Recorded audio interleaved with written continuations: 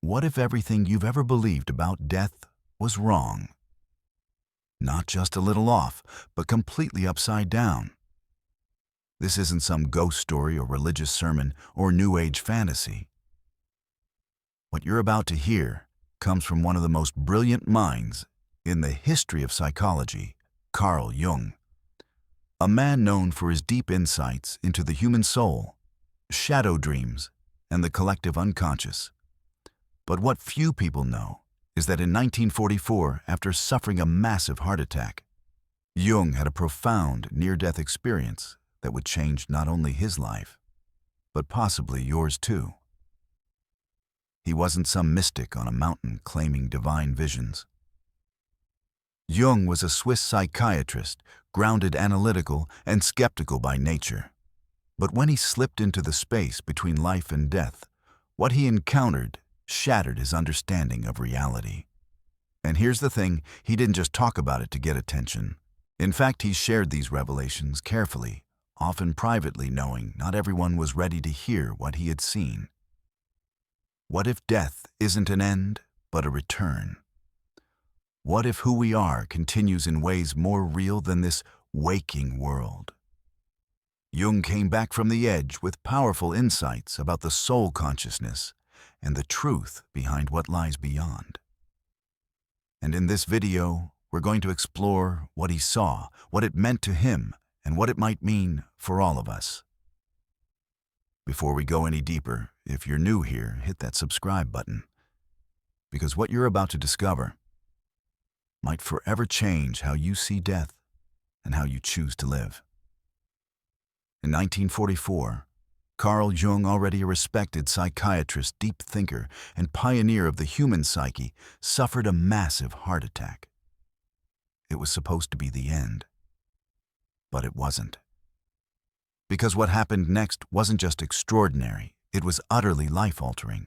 While lying in his hospital bed, drifting somewhere between life and death, Jung felt something: release. As he later described it, it was like his entire earthly identity, the roles, the desires, the accomplishments were being peeled away layer by layer. And then suddenly, he was out of his body. Imagine hovering above your own physical form, watching doctors work frantically to save you. Watching not with fear, but with a strange sense of calm detachment. That's how Jung described it. As if the man on the bed wasn't really him anymore, just a shell. But the most incredible part came next. He found himself in what he later called the void of creation, a space that defies language.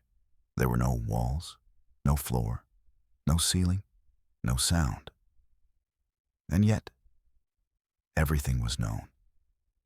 It wasn't a blank emptiness, it was full of knowing being and understanding. Not the kind you gain through study or thought, but the kind that just is immediate, whole, and pure. He didn't hear words, yet he understood. He didn't see faces, but he recognized the presence of others, souls, beings, energies, who seemed to know him just as he somehow knew them. It wasn't a meeting with ghosts or angels. It was something deeper, more ancient. Have you ever had a moment, maybe just for a second, where everything made sense? Where you felt like you were part of something far bigger than yourself? Now imagine that feeling stretched out. Not for a moment, but fully lived. That's the closest we can get to what Jung tried to describe. And the remarkable thing is, this didn't come from a mystic or a spiritual guru. It came from a man who spent his life studying the mind, decoding the unconscious, questioning reality with surgical precision. He wasn't searching for heaven. He stumbled into something far more mysterious. The way Jung told it, death wasn't frightening. It wasn't dark. It was clear, strangely familiar. Like waking up from a long dream and finally remembering who you were all along. Which makes us wonder, what if the fear of death doesn't come from death itself, but from forgetting who we truly are? What if when everything is stripped away, the essence that remains is not less than us, but more?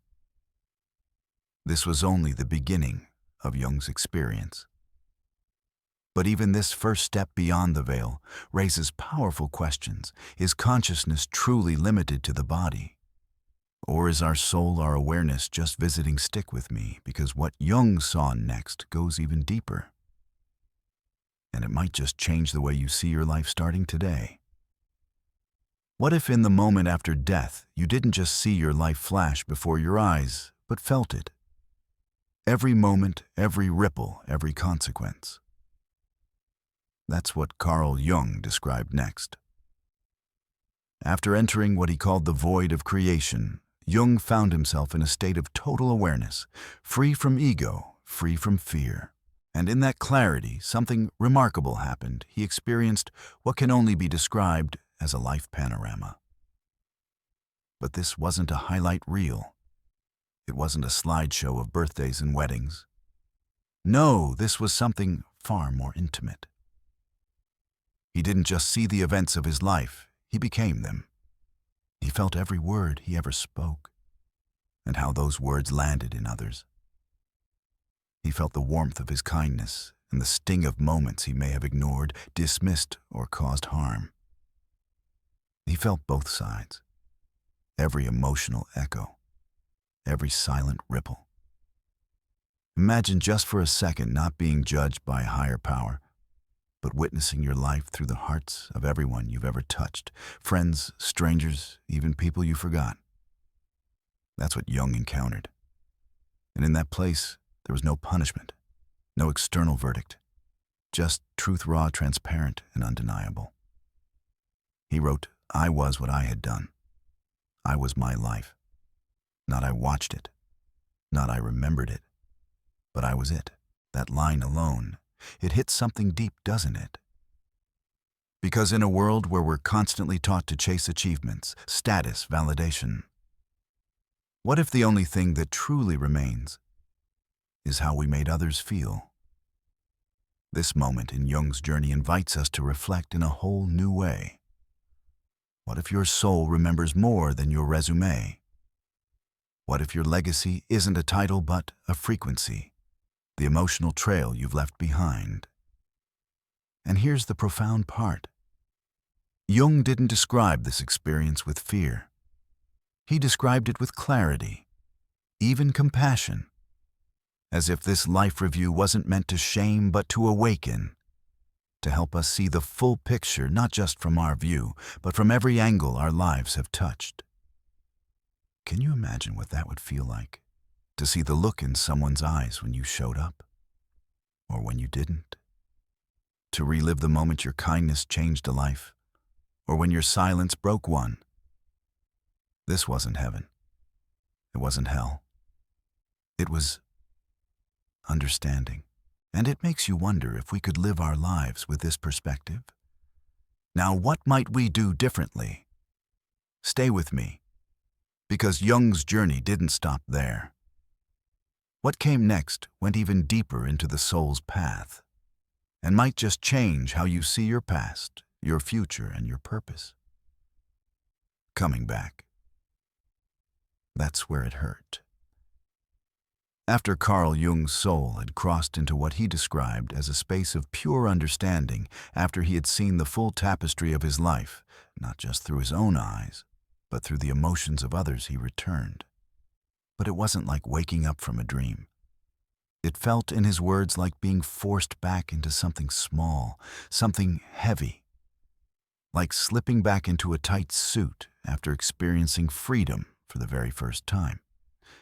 He didn't describe life on Earth as evil or meaningless, but he did call it a shell, a limitation.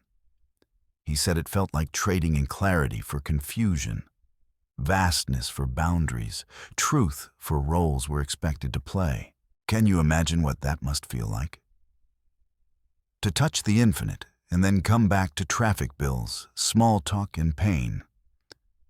Jung often referred to life here not as the ultimate reality, but as a way station, a school for the soul. a place we pass through not because we're being punished, but because we're meant to learn, to remember who we truly are through the challenge of forgetting. And what's even more fascinating is what he described about the structure of the afterlife. There were no golden gates, no pitchforks, no judgment thrones. Instead, there were realms, layers of existence, each aligned to a soul's inner frequency. You didn't go to a heaven or hell based on belief. You simply arrived in the space that matched your own vibration. It's a revolutionary idea, isn't it? That where you end up isn't decided by some external force, but by who you really are on the inside. In Jung's view, your inner world is the map. Not your labels, not your job, not even your religion, but the emotional, spiritual tone you carry with you, moment by moment, choice by choice. So if you lived in fear, you might land in a realm that feels heavy and slow. If you lived in love, you might awaken in a place that feels like light itself. And here's the most profound part: no place is permanent. Every realm is part of a journey, an opportunity for growth. No soul is stuck forever, because the universe, as Jung described it, is designed not for punishment, but for remembrance. This part of his experience challenges us deeply. If life is a school, then what are we learning? And if the real world is on the other side, how do we live here? With awareness of their Jung's return wasn't just a second chance. It was a calling to live differently, with intention, humility, and the deep knowing that we are more than this moment. And the question he left behind for all of us is this: if you knew this life was temporary and the soul is eternal, how would that change the way you live today? Let me ask you something personal. When you think about the life you're living right now, what matters more? What you do, or why you do it? Carl Jung discovered something profound during his near-death experience. Something that challenges our modern obsession with outcomes, performance, and public image. He said this: the soul does not carry your actions. It carries the essence of your actions. That's powerful. Let it sink in. In the afterlife, according to Jung, it's not the external deed that matters, not the polished resume, not the applause, not even the shame. It's the intention behind every word, every choice, every silence. If you lived dishonestly, even if no one ever found out, you'd feel it as a heaviness in your soul. But if you lived with love, even quietly, even imperfectly, you'd feel it as lightness, as peace. We often think of life as a checklist, achievements, milestones, visible success. But what if at the soul level, none of that is what really follows us? What if the universe doesn't judge us by the job title we earned, but by the energy we carried through every interaction? Not what you did, but why. That stranger you helped when no one was watching, that matters. That time you smiled through your pain just to lift someone else up, that echoes. That moment you said the right thing, but only to manipulate, that stays too. And here's where it gets even more interesting. Jung believed that reincarnation is not punishment. It's a choice.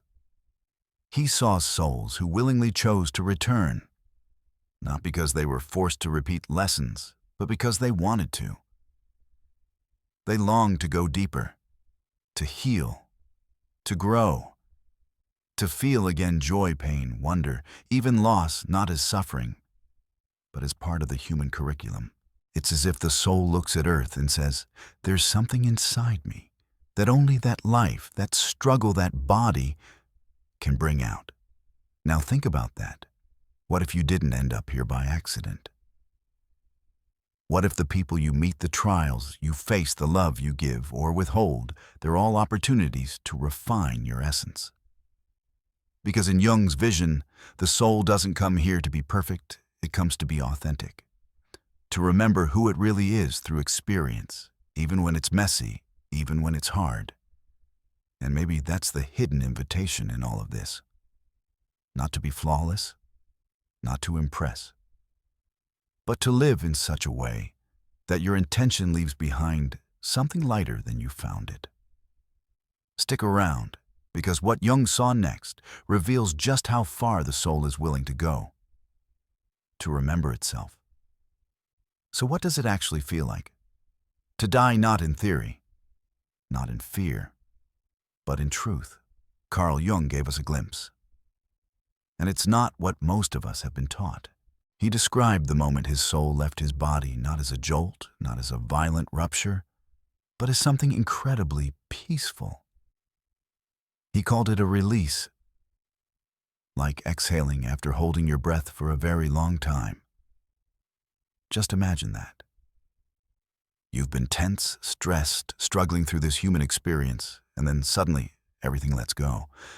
Not in darkness, but in lightness. He said there was no more pain, no more confusion, just clarity, stillness, and a deep, unmistakable sense of awareness. At first, he could see everything: his body, the hospital room, the people around him. Yet, it all felt distant, as if it no longer belonged to him. He wasn't gone. He was simply elsewhere, and somehow more alive than he had ever felt while in his body. Then came the most beautiful part. He said it was like being called not by a voice, not by force, but by a warm light. A light that didn't blind, didn't demand. It just welcomed. It radiated peace, not as an idea, but as a presence. And then, there were beings, not angels with wings, not familiar faces, but presences, real, powerful, yet without form. You couldn't see them, but you could feel them, like love that needs no explanation. It just is. He said these beings didn't speak. They didn't need to. Their existence communicated more than words ever could. Being near them was like standing in pure, unfiltered truth, where everything false just dissolves. And here's the thing. None of this was terrifying. It was comforting. It was remembered. As if deep down you already know this place. You've been there before. You just forgot. Jung's experience challenges the way we think about death, not as an end, but as a transition. Not as a void, but as a return. Not as punishment, but as reunion with something wiser, kinder, and more timeless than we can understand in this limited form. So what if death is not what we should fear, but forgetting who we truly are while we're still alive? That's the deeper invitation Jung left us with. To live now with the awareness that we are more than bodies, more than labels, more than fear. We are souls on a journey home. Stay with me, because what happens after this meeting with light takes us even deeper, into the soul's choice to return. Here's something that might surprise you in the afterlife. Carl Jung described, there's no throne, no bearded judge, no booming voice demanding, "Who were you?" Instead, something much more humbling happens. You meet yourself. Not the version others saw, not the image you crafted, but the real you, the one you carried inside all along. Jung explained that after death, your soul doesn't face judgment from some external power. There's no courtroom, no jury. What you face is truth. Raw, emotional, undeniable truth. Not as an idea, but as a feeling. Every choice you made, every word you spoke, every silence you kept. It all comes back not as a punishment, but as an experience. You don't just see what you did. You feel what others felt because of you. If you caused pain, you feel that pain. If you shared love, you feel that love magnified. It's not about guilt. It's about understanding. It's not about shame. It's about growth. Imagine being given the chance to stand in the shoes of every person you ever touched. Would you feel pride, regret, gratitude, relief? This is the kind of learning that no book, no lecture, no religion can teach. It's learning through emotional resonance. And according to Jung, it's the most powerful kind of knowing the soul can ever experience. But not every soul is ready. Some hold on desperately to the life they left behind, to the grudges, the labels, the fear of being forgotten. And when they can't let go, they don't move forward. They remain in what Jung called the gray light. It's not torture, it's not hell, but it's not peace either. It's a liminal space, like a hallway between rooms. No warmth, no clarity, just a lingering fog where time doesn't flow and truth hasn't fully arrived. Why do some souls stay there? Because letting go of the past means surrendering the identity they worked so hard to build. And for many of us, our ego, our stories, our wounds, our pride is the hardest thing to release. But here's the beautiful part. Even in that gray light, the soul is never abandoned. Eventually, every soul reaches a moment when it's ready to move, either forward into the next realm or back into a new life, to try again with deeper awareness. So the question becomes, what are you still holding on to? What are you afraid to feel or to face or to let go of? Because how we live now, the emotions we suppress or express, shapes what we'll carry when this life ends. And maybe the greatest act of healing is to start feeling now what we'll have to feel then. Keep watching, because next we'll uncover what Jung saw when souls choose to return to Earth, and why that choice is never random. Let's imagine something together. What if after death your soul doesn't travel to a place, but to a state, not heaven above, not hell below, not somewhere out there, but a space that aligns perfectly with the frequency of who you truly are? This is exactly what Carl Jung described. He didn't speak of afterlife realms in terms of locations, clouds, or fire. Instead, he talked about vibrations of consciousness, layers of existence that match the soul's inner light. According to Jung, when you pass on, you don't get sent somewhere by a god or a judge. You simply arrive where you already belong because your energy leads the way. Think about it like music. Every soul has a tone, a frequency. And just like a tuning fork resonates only with certain notes, the universe responds to the tone of your being, not your status, not your beliefs, not even your knowledge, but your truth. If you lived with love, compassion, humility, that energy lifts you. You align with realms that feel expansive, calm, almost crystalline. But if you lived in bitterness, deceit, or fear, that vibration pulls you into heavier layers, not as punishment, but as reflection. Jung described the highest level as a place beyond form, beyond identity. A primordial silence, not empty, but full. Not dark, but infinite. A place where the soul is no longer a person, no longer even a self, but simply essence. No memories, no names, no past, just being, pure, whole, one with everything. Can you imagine that it's hard for the mind to grasp because we're so used to labels and timelines? But Jung believed that this state, this reunion with the source, is not something we reach by climbing. We get there by letting go of identity, letting go of ego, letting go of the need to be anyone or anything at all.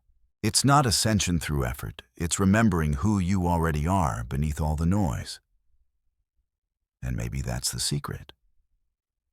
Maybe the journey isn't about becoming more, it's about becoming less attached, less afraid, less false. And through that surrender, we become light. So if the soul travels by vibration, the real question isn't, where will I go when I die? It's, what am I becoming now through every thought, every action, every intention? Because that vibration is your compass. And one day, it will guide you home. Stick with me, because next we explore the final revelation: why souls choose to return, and how every life, especially yours, is not random, but a sacred calling. Have you ever wondered, why this life? Why these parents, this country, this timing with all its chaos, beauty, and challenge? Carl Jung believed it's not random. In fact, he saw something so profound during his near-death experience that it changed the way he, and many who studied his work, saw the very nature of reincarnation. He saw that souls choose to come back, not as punishment, not because they have to, but because they want to. According to Jung, before returning to Earth, the soul doesn't flip a coin or spin a cosmic wheel. It makes intentional, conscious choices. Who will I be born to? What challenges will shape me? What pain will refine me? What joy will awaken me? And this choice isn't made lightly. It's made in a state of expanded awareness, a higher perspective where the soul sees not just one life, but the larger arc of its evolution. It understands what needs to be learned, healed, remembered. And so it chooses the people, the place, and even the wounds that will help it grow. Now pause with that for a second. If that's true, if your soul chose this life, then what does that mean for your pain? What does that mean for the people who challenged you the most? What if they weren't barriers, but mirrors? Jung described life as a spiritual symphony, a complex, beautiful composition where every note matters. Every connection, every setback, every moment of stillness. It's all part of the music. And here's the quote that echoes through everything he taught: "You are not a body seeking meaning. You are meaning that came into a body." That one sentence flips our entire view of life upside down. Because maybe we're not here to find purpose. Maybe we are the purpose. Maybe we're not waiting for answers. Maybe we are the answers to questions we asked before we were born. So the struggles you face, the emotions you wrestle with, even the timing of your life, it's not by accident. You are here because there is something within you that Earth and only Earth can bring out. And just like a musician doesn't become great by avoiding difficult notes, the soul doesn't evolve by choosing comfort.